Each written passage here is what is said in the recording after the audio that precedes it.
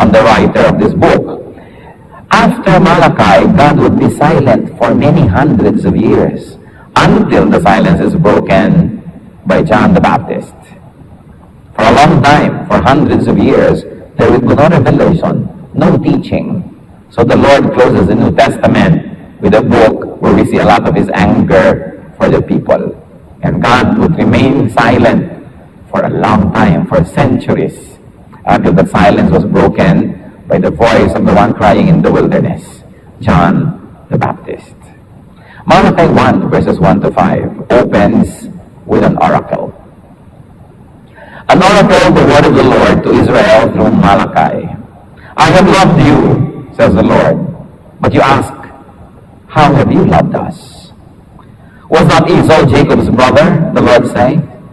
Yet I have loved Jacob, but Esau I have hated, and have turned his mountains into a wasteland, and left his inheritance to the desert jackals. Edom may say, though we may have been crushed, we will rebuild the ruins. But this is what the Lord Almighty says. They may build, but I will demolish. They will be called the wicked land, a people always under the wrath of the Lord. You will see it with your own eyes and say, great is the Lord, even beyond the borders of Israel. What a terrible way to begin a book, an oracle or prophecy. That God would see and would show two aspects of his dealings with men. One is of love, and the other one is of hatred. The first, God would establish something very important in bringing home the theme of the book, and that is God's love for his people. There was this very important thing of God's love for his people, that God has loved Israel. He has favored Jacob, Israel's ancestor. Sinasabi niya, hindi ba minahal ko si Jacob, hindi ba mahal ko kayo? Tapos yung mga tao naman, ng mga manhid, magtatanong pa, paano nyo naman kami minahal? Parang kulang pa yung pagmamahal ng Diyos sa kanila. And God would say something about Esau. He says, God rejected Esau. God turned Esau's country, Edom, into a desert. That Esau's descendants may defy God's dealings by rebuilding their cities. Sabi na, hindi bale, sirain niya, gagawin uli namin, sirain ng Diyos, gagawin uli namin. Bakit? Hindi ba kami marunong gumawa? They were defying God. But God said that God would tear down whatever the Edomites would build. God would be angry as long as the Edomites were sinful. That's what the Bible says. That God was angry with this line, with this bloodline, because their ancestor and everyone was sinful. And as long as they were sinful and not repentant, God would remain angry. So ang ginagawa nila, imbes silang lumapit sa Diyos, imbes silang magsisi, imbes silang magbago, sinasabi nila, we will rely on ourselves. Whatever God destroys, we will rebuild again, and we will rebuild again, and we will rebuild again. And God said, keep on building, and I will keep on tearing down what you build. Even now, this happens. God who loves also hates. He hates sin. God who loves righteousness hates unrighteousness. You cannot love without hating, because you've got to hate the opposite of the one you love. And so God is angry at sin, and is angry at all kinds of unfaithfulness and all kinds of filth. So God was saying in the first opening lines of Malachi that he would assert, that God would assert his omnipotence, his majesty, his reputation, his honor, and his glory. That God would assert his glory despite the Edomites' defiance. This was the opening, but then God would go to the main theme of what he wanted to say. In-establish lang niya kung sino siya, marunong siyang umibig, marunong siyang magalit, marunong siyang magbigay ng gantimpala, at marunong din siya magparusa, to establish a more important message, because God, in this book, was displeased. We see here a God who is terribly displeased. So let's take a look at God's hatred for the people's offerings. God hated something that the people were giving him. That would be Malachi 1, 6, and so on. A son honors his father, and a servant his master. If I am a father, where is the honor due to me? If I am a master, where is the respect due me? Says the Lord Almighty. It is you, O priests, who show contempt Ganda nga naman na sinasabi niya ako, ang tatay binibigyan ng honor, ang master binibigyan ng honor, o ako ngayon, tatay niyong lahat, Lord God Almighty, nasa yung honor na binibigyan niyo sa akin. Sabi at kayo pa, mga leaders ng church, mga priest pa, kayo pa, ang nagpapakita ng pagbaliwala ninyo sa aking pangalan. Ano nga ba ang reklamo ng Diyos dito? But you ask, how have we shown contempt for your name? You place defiled food on my altar. But you ask, how have we defiled you? By saying that the Lord's table is contemptible. When you bring blind animals for sacrifice, is that not wrong? When you sacrifice crippled or diseased animals, is that not wrong? Try offering them to your governor. Would he be pleased with you? Would he accept you? Says the Lord Almighty. Now implore God to be gracious to us. With such offerings from your hands, will he accept you? Says the Lord Almighty. Oh, that the one of you would shut the temple doors, so that you would not light useless fires on my altar. I am not pleased with you, says the Lord Almighty, and I will accept no offering from your hands. My name will be great among the nations, from the rising to the setting of the sun. In every place, incense and pure offerings will be brought to you my name, because my name will be great among the nations, says the Lord Almighty. But you profane it by saying of the Lord's table, it is defiled, and of its food, it is contemptible. And you say, what a burden, and you sniff at it contemptuously, says the Lord Almighty. When you bring injured, crippled, or diseased animals and offer them as sacrifices, should I accept them from your hands? Says the Lord God. Cursed is the cheat, who has an acceptable male in his flock and vows to give it, but then sacrifices a blemished animal to the Lord. For I am a great king, says the Lord Almighty, and my name is to be feared among the nations. May the Lord bless us through this very interesting reading. That the Lord shows his anger and his displeasure. And what was that about? God was angry about the people's offerings. Dinadala ng mga tao na offering sa temple yung mga hayop na bulag, mga lumpo, mga may sakit, at meron pang nakaw. Sabi, mag-offering na tayo, nakawin na yung hayop na yan. At yun ang dadalhin sa offering. Samantala, ang linaw-linaw ng inutos ng Diyos sa Leviticus 22, verses 18 up to 23, speak to Aaron and his sons and to all the Israelites and say to them, if any of you, either an Israelite or an alien living in Israel, presents a gift for a burnt offering to the Lord, either to fulfill a vow or as a free will offering, you must present a male without defect from the cattle, sheep or goats, in order that it may be accepted on your behalf.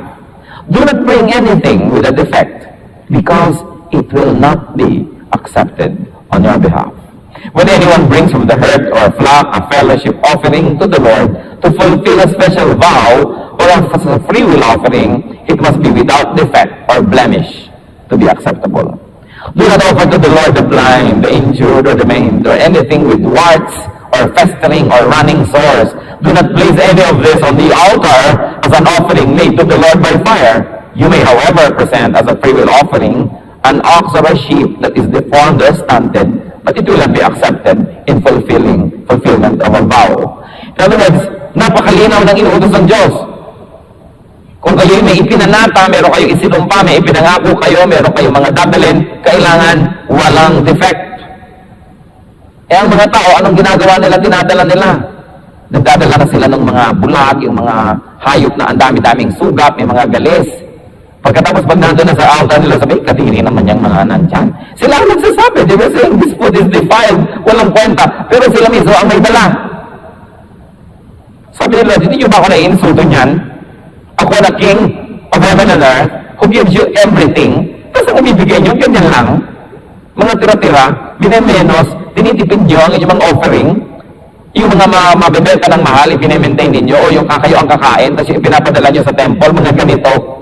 May mga kutakot-takot ng mga kulugo at mga deformities. Tapos kayo mismo ang mandidiri sa sarili nyong dalang offering at pipintasan nyo ang mga offering dito sa aking table. So let's take a look at the offerings. The offerings insulted and embarrassed God. That's an impure ko, sabi. This is embarrassing. Para bang ang laki-laki mo ng tao, tapos may magbibigay sa'yo ng piso. Oh, piso? Bakit naman itong binibigay mo sa akin? Anong mabibili nito? Eh, tao lang tayo, tumatanggap sa kapwa-tao. Kuminsan, insulto ka, binigay lang sa'yo. Dibo mo pa naman. Diin po na may sulat in check na good morning. Oh, ito lang. Wala na bang iba? Eh, ano ba yung Diyos who is King of heaven and earth?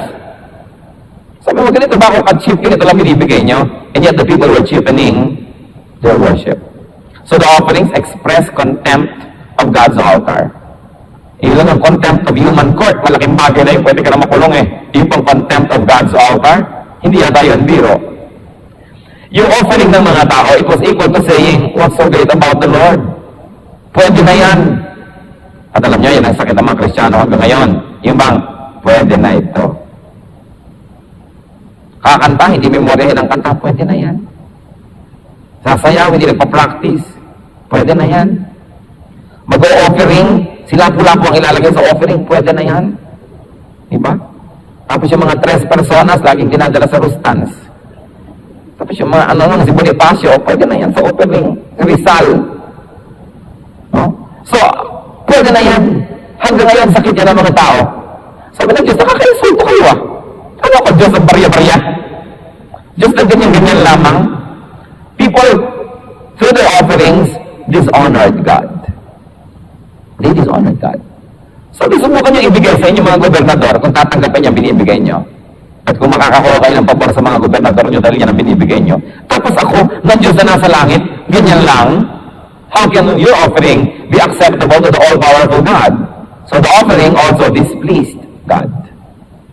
It was a source of terrible agony and displeasure that God was being insulted by the kind of offerings the people were giving Him.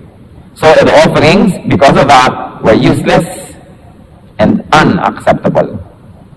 And to top it all, the offerings were counted as sin. Akala nyo ba, hindi kayo nagkakasala sa offering nyo? Kasalanan yan. I demand the best. I deserve the best. Tapos ganito, kasalanan ang ginagawa nyo. At ano pa po ang nagpalala sa problema ng bayan? The people were complaining.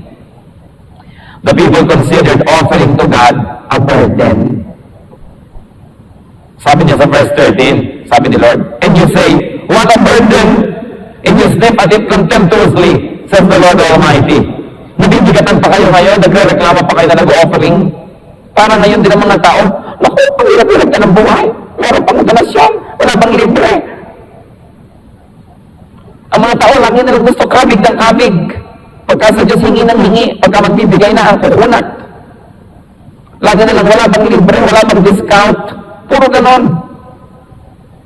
Sabi ni Lord, at sasabihin niya pang what a burden. Paano kayo nag-burden sa binibigay niyo sa Diyos? Eh lahat naman ang tinatangkilik niyo galing lang sa Diyos. You were born with nothing, and you will die with nothing. You brought nothing into the world, and you cannot take anything out of the world. Everything that you enjoy now is just a gift from God. So why will it be a burden to give back to Him? Sabi ni Lord, nakaka-insulto kayo. Reklamo ka ng reklamo. And even now, many people do that. Reklamo ng reklamo. Merong ministry, nagreklamo. Merong duty, nagreklamo. Ano ba naman dito? Ang hirap-hirap naman dito. Wala na yung tumutulong sa akin. Mga nanay-nanay na may dalang anak, ano ba naman dito? Saan ba talagang anak ko dadala na Sunday school? Reklamo ng reklamo. Pasalamat kayo, may Sunday school lang yung mga anak. Puro na lang kumisa ng mga tao, personal convenience lang nilang iniisip. Meron pa mga nagreklamo, Pastor, pagka naman sa nag-worship, naaabala ako sa mga dumadating na late, dumadaan pa rin sa likod ko. Eh di pumunta kayo na sa gitna, para walang dumadaan na sa likod nyo. Paano? Uupo kayo sa mga dulo. Gusto nyo madaling pumasok, madaling lumabas. Eh, ang dami pang bakante doon sa loob. Pero siyempre, dadaan lang kayo. Alam ka naman lumipag siya patungo doon sa loob. Tapos magreklamo kayo pag nadadaanan. Alam nyo ba, ayaw na ayaw ng Diyos ang reklamo. Especially in His temple, especially during worship. Yung puro complain. Wala namang air conditioning. Wala namang ganito. Walang ganyan. Pag mag-worship na kayo, alisin nyo yung mga complaint because God hates grumbling. Pati ang mga Israelites na nagre-reklamo, pinadala niya ng ahas. Tukay lahat ng mga reklamador. Minsan, ibig-ibig ko na rin maglagay ng mga ahas dyan sa ilalim na yan. Yung mga turuan ba, yung tinutuka lang yung mga reklamador. Mga tao, puro complaints. So God hated this all. God hated the form of the offerings. effective? God hated the spirit of the offerings. Para lang bang obligado, half-hearted, walang joy, walang pagkukusa, and God hated the complaints behind the offerings.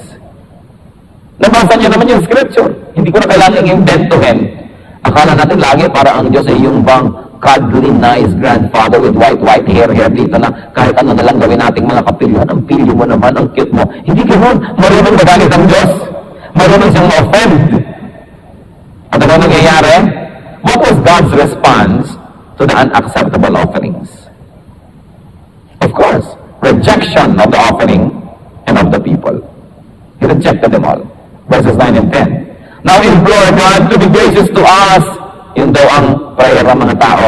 With such offerings from your hands, will He accept you? Says the Lord Almighty.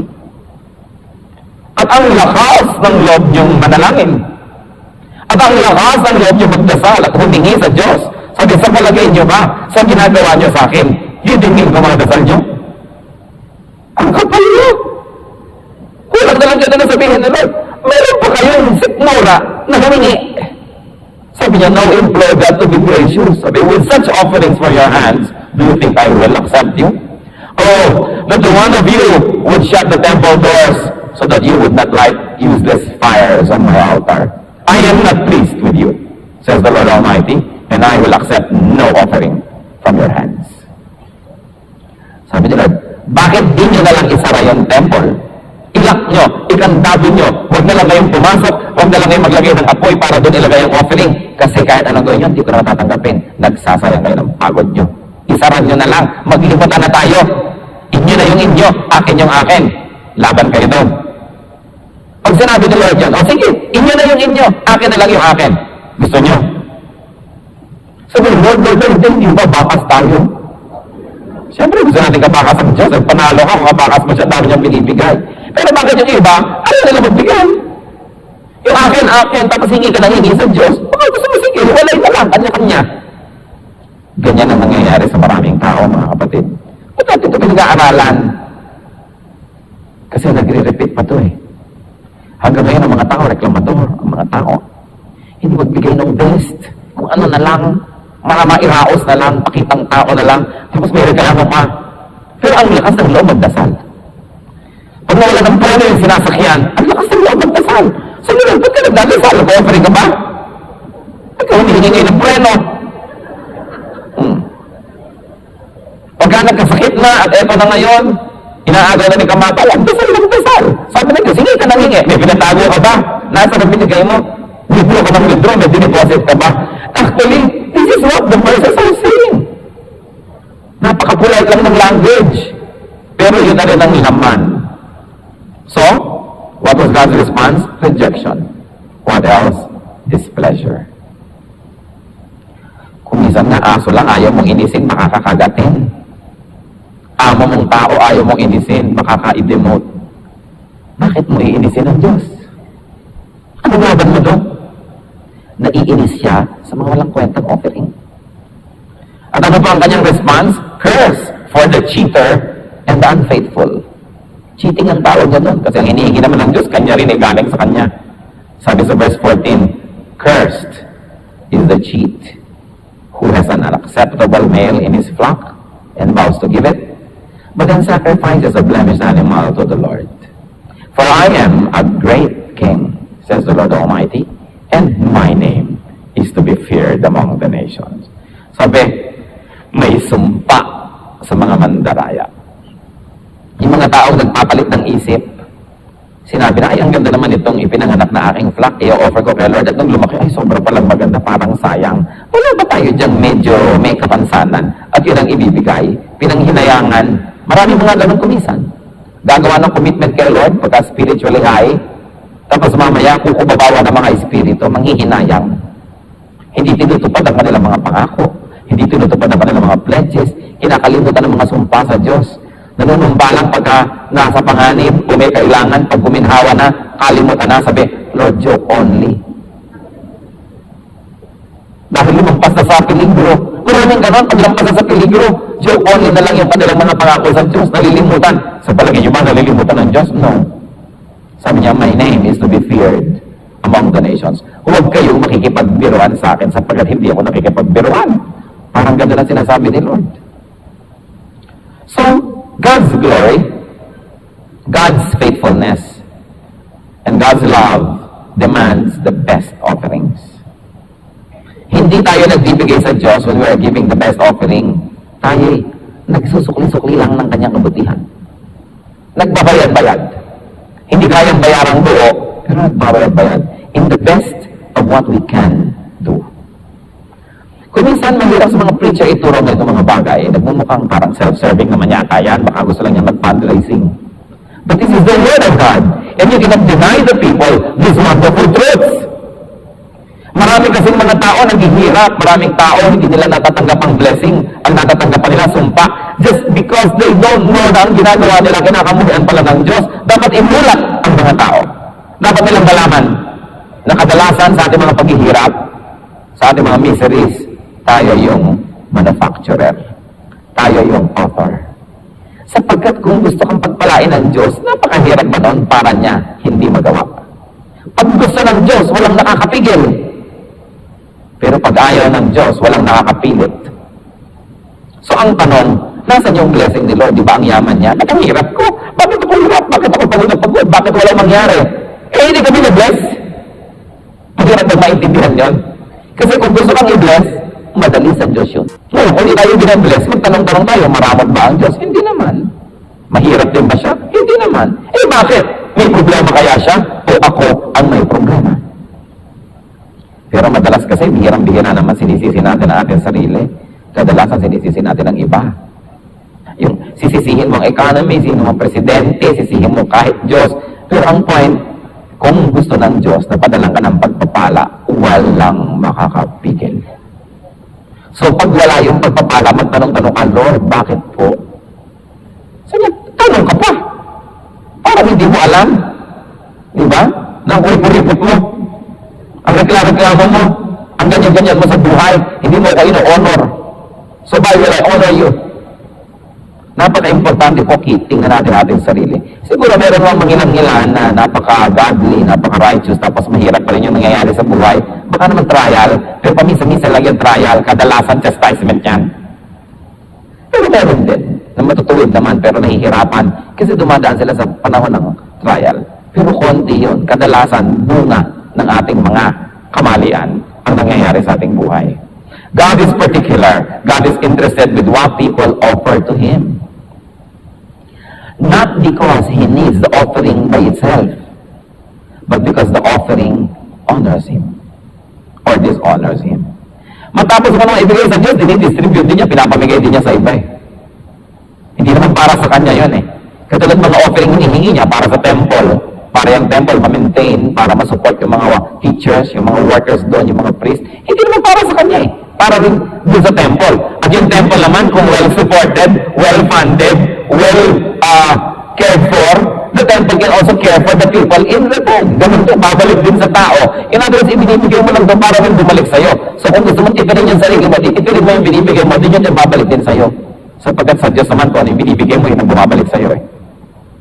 Kailan pa kaya maintindihan ng marami how to break out of the poverty cycle is to be generous. Hindi yung mag-isa niya yung dapat uwaes ka, dapat isahan mo yung iba, dapat matalino ka, dapat lansihin mo sila, 1, 2, 3 mo, kasi hirap na hirap ka na, kailangan makakuha ka. Kailan naman bibuwan sa buhay yung mga ganyan? Yung mga lagi na lang nagdadaya, lagi na lang nag-uumit, laging nag-umupit, laging gumagawa ng masama. Kailan pa sila bibuwan? Hindi na. Paulit-ulit din naman ang kahirapan. When will people realize that the key in receiving is first in giving? And it is the duty of every spiritual leader or person or teacher to preach it, because this is the key to people's well-being, that they must be taught to give and to give well. Hindi para sila hututan o kuhanan, kundi pag meron kang inaalis sa iyo, pinapalitan ng Diyos ng mas maganda agad. So habang paano mapapalitan kung ayaw mo tanggalin sa kamay mo? It is important. God knows how to be angry. God knows how to withhold blessings. Nakita niyo yung opening, sabi niya, sige, gumawa kayo, lahat ng ginagawa niyo, sisirain ko rin. Sige, magmatigas kayo, umasa kayo sa sarili niyo. Gawin niyo lang gawin, sisirain ko na sisirain. Hindi magtatagal. Kumisa sa mga buhay natin, parang nararanasan mo yan. Bakit lahat na lang ng ginagawa namin nag-give up? Bakit hindi na lang magtagumpay, hindi na matuloy? Baka may problema. Dapat mag-isip. Baka hindi natutuwa ang Diyos. Baka naiinsulto siya. Baka naman yung dinadala nating offering, pampaluwag lang ng ating stock. Kasi masikip na, i-offer yan. Ikaw din ang beneficiary in the end. Kunwari ka pa nagbibigay, pero ikaw din yung nagkaroon ng benefit by trying to give. Believers today also make offerings to God. Iba't iba. May material offering, meron hindi material. You offer your time, you offer your talent, you offer your services. And also we make material offerings. We give our tithes, we give our offerings. Ang tanong, are you honoring God? Na-honor ba siya? Are we giving our best? Magsa-Sunday school teacher ka halimbawa, naghahanda ka ba? Nagre-research, gumagawa ng mga visual aid. Talagang pinagpe-pray yung mga estudyante, parang best. O para na lang, basta na lang. Yung tatawagin ka pa ng principal for meeting. Meeting na naman, ano ba yan? Meeting ng meeting. Yung nagre-reklamo. Sa bagay, marami naman talagang meeting na karekla-reklamo kasi hindi organized. 15-minute meeting lang, nagiging 2 hours kasi hindi organized yung nag-lead. Di pagkada lang sabihin nyo, pag nag-meeting naman tayo, let's stick to the topic. Mamaya, recipe na ng maruya ang pinag-uusapan. Hindi na tayo ng ating agenda dapat. Kasi kung konting tao ang marunong magpa-meeting. Pero pagka ginapatawag ka o mag-member ka ng choir, may practice, ba't ka nag-reklamo? Nag-member ka ng choir. O Dr. Kate, meron kayong o-operahan. Ba't pa kayo nag-aapura? Alam niyo ba na ang kompletong worship ay yung pati yung closing prayer and benediction, yung closing song, a blessing yun to the people and to honor God. Bakit bigla niyong pinuputol at mawawala na kayo? For convenience. Dahil ayaw yung masiksik paglabasan. Pasalamat na kayo sa siksikan dyan at wala kayo sa siksikan sa impyerno. Mas masikip doon. Ano ba naman yung mga konting mga ganyan? Hindi ba? Kailangan naman nagko-cooperate tayo kasi ang mga tao, kung kanya-kanya na lang yung kagustuhan, personal convenience yun na lang lagi ang uunahin nyo. Ano na mangyayari sa church? Kung bawat isa yung Diyos at Diyos-Diyosan yung gusto niya ang masusunod, ano na mangyayari? Kaya natin laging sinasabi, kung ayaw nyo pong makabalaw, doon kayo maupo agad sa kalagitnaan, kaya dumating siya sa kaliwa at sa kanan, di kayo madadaanan dahil nasa gitna kayo. Para ba yung mga sa jeepney, sasakay, gusto yun doon sa babaan siya nakalagay, tapos lahat ng dadaan matapakan siya, galit na galit. Eh di lumagay-lagay kayo doon sa loob. Eh hindi, gusto pagbaba niya, madali na. Yung convenience. Everything is a price. If you want to be convenient, it has a price too. But if kakanta kayo, gandahan nyo. Sasayaw kayo, gandahan nyo. Mag-o-offer kayo, gandahan nyo. Magbibigay kayo sa church ng gamit, huwag naman yung Olivetti makinilya, natungtungan na lang ngayon sa baha. Pinapanood nyo lang yata yung bodega nyo, kaya kayo nagbibigay kumisa na no? Ano ba talaga yan? Hindi nyo naman pwede maghihima ng Diyos. Nagbibigay pa kayo para makatulong o para lumog ang buhay nyo. Sa bagay, pwede na rin yung mga Olivetti pag may baha. Pero yung sabihin, eto mo para makapag-type kayo. Paano naman ako nag-bodybuilding nito nung binuhat ko itong makinilya na to? You know what I mean? Na pinapanood nyo lang ang sarili. Hindi talaga nagbibigay. Alam nyo ba? Panilin lang ba natin ang Diyos? No. Do not give offerings with defects. Kung meron kayong, Pastor, may papadala ako electric fan sa church. O sige mo. Eh, daibang hapon, baw ng baw. Ano ba naman electric fan ito? Kung saan lumilipad, baka tamaan ka makapiyas pa ang ulo mo. Ano ito? Donation? Pero tayo, paano kami dito? Mag-isip-isip naman kayo. Dahil ang Diyos na-offend. Hindi ko alam kung bakit ganon, pero ang Diyos, ganon niya kamahal yung church. Kahit pa nga yung church imperfect, kahit pa nga maraming mga kamalian tayo, marami tayong, pero mahal na mahal ni Lord yung church. Ganon na lang ang pag-iingat niya, na yung nagiging blessing sa church, bine-bless niya, pero yung mga ganon, may curse pa. Because the church is the body of Jesus. Wala kayong mai-inventong human association or grouping more sacred than the church. Because the church is the body of Jesus. This is my body of which I am the head. So yung body na yan, kahit marami tayo kumisang kakulangan, pero mahal yan ng Diyos. Mahalin natin. Pag malasakitan, let's do our best. Let's give our best. Think of what you can do for your church, not always what this church can give to you. Baligtarin naman ang ating mga paradigm nang makatakas tayo dito sa mga poverty, mga difficulty, mga misery. Kasi baka hindi natin alam, ito palang pinagmumulan that God does not like our offerings. na-open siya. Kung minsan, di ba, tayo man tao may ipinadala sa'yo, kung minsan nakaka-insulto, bakit ako pinadala nito? Tulad ng kinukwento ko sa inyong missionary, mag-asawa, pinadala sila ng mga damit na, o sige, pinagtsatsagaan nila, sige, pero talaga namang lumaglag ang luha nila, minsan tumanggap sila ng mga tea bags na gamit na. I'm talking about real life here. Na gamit na, pinatuyo, ipinadala sa missionary. Yung bang, ano ba yan? Hindi mo ba iniinsulto yung amo niyan, yung Diyos na nagpadala sa kanya? At kano lang ibibigay mo? Tayo na lang yung nag-iisip magpadala, may mga pastor ay galuhan natin, puro mga gamit, puro luma na. Ba't hindi makapag-isip-isip ito magbigay ng bago-bago? Nakaka-insulto. Mga kawawang tao, bibigyan mo lagi na lagi, hindi mo na rin kailangan. Ano ba ito? Damit o trapo? Hoy, kahit trapo yan, sasabihin niya, YSL yan, pasalamat ka. Trapo na rin.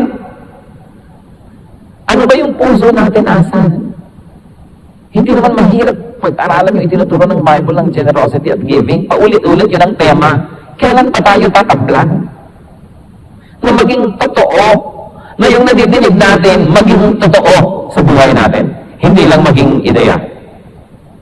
Do not bring substandard and low quality offerings. And do not complain about your services to God. Magsaserve na rin lang kayo. Sige na. Huwag nang magreklamo. Paulit-ulit sa Bible, kita natin, ang dalawang kinamumuhian ng Diyos, religious hypocrisy, at saka yung grumbling. Ayaw na ayaw niya ng grumbling. Sila reklamo. Always find something to thank God for. Hindi kayo mauubusan.